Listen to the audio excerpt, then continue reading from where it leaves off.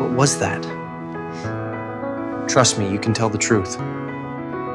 Thomas Blackwell was a 38-year-old widowed businessman who had lost his wife in a car accident 3 years ago.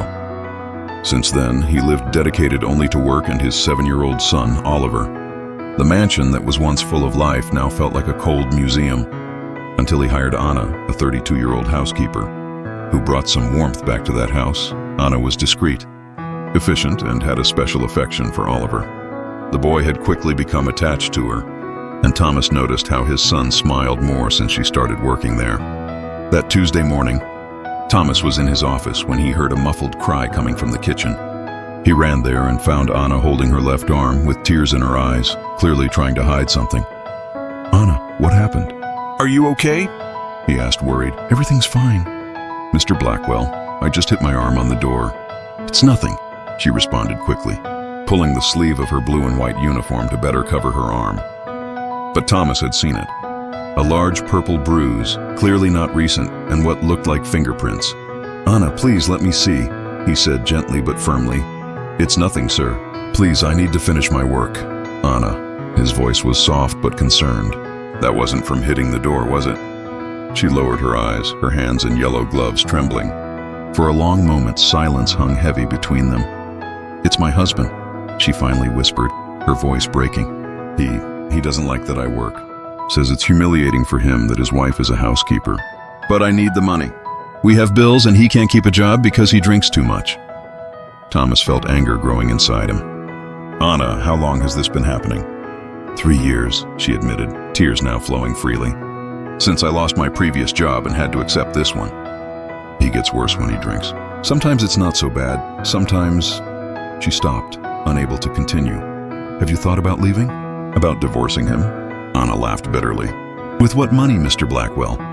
"He controls everything, and even if I wanted to, he said he would find me, that he would never let me go. I'm afraid of what he might do." Thomas felt something break inside him.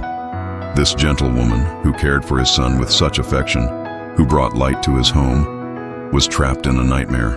"Anna, look at me," he said, waiting until she raised her eyes. "You're not going through this alone. I'm going to help you."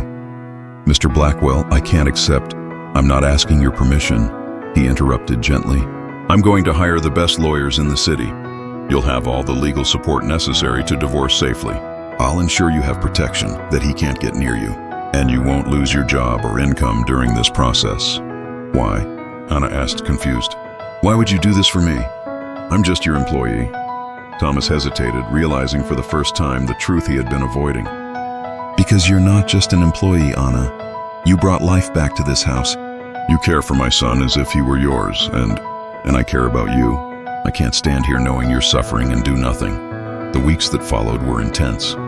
Thomas hired Margaret Santos, a lawyer specializing in domestic violence cases and one of the most respected in the city.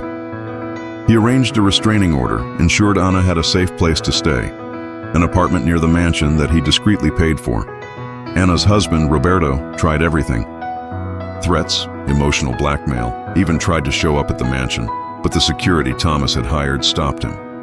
Legal proceedings moved quickly with documented evidence of the assaults and Anna's testimony. Throughout this time, Thomas watched Anna transform. Gradually, the fear in her eyes gave way to hope. Her smile, which had been shy and hesitant, became genuine. She continued working, but now without the constant marks of violence, without the weight of fear. And Thomas realized his feelings for her were growing in ways he hadn't experienced since losing his wife. It wasn't just compassion or the desire to protect. It was something deeper. Oliver also noticed the change. "Dad, Anna is happier now," the boy said one night. "She laughs more. You're also happier when she's around." Children's innocence, Thomas thought, sometimes reveals truths that adults try to hide. 6 months later, the divorce was finalized. Anna was legally free, and Roberto, after violating the restraining order, was serving prison time. It was a Friday evening when Thomas called Anna to talk in his office. She entered nervously, still wearing her blue and white uniform, her yellow gloves in her hands. "Anna, please sit," he said, gesturing to the comfortable armchair in front of his desk. "Did something happen, Mr. Blackwell? Is Oliver okay?" "Oliver is great. Actually, I want to talk about Oliver and about you." Anna waited, her heart racing. These past months, watching you free yourself from that relationship, watching you blossom and become the strong person you always were beneath all that fear. Anna, you've become essential to this house, to Oliver. And to me, he paused, choosing his words carefully. Oliver loves you as if you were his mother. He asks me every day when you're arriving, gets sad when you leave. And he took a deep breath. I also find myself anxiously waiting for you every day.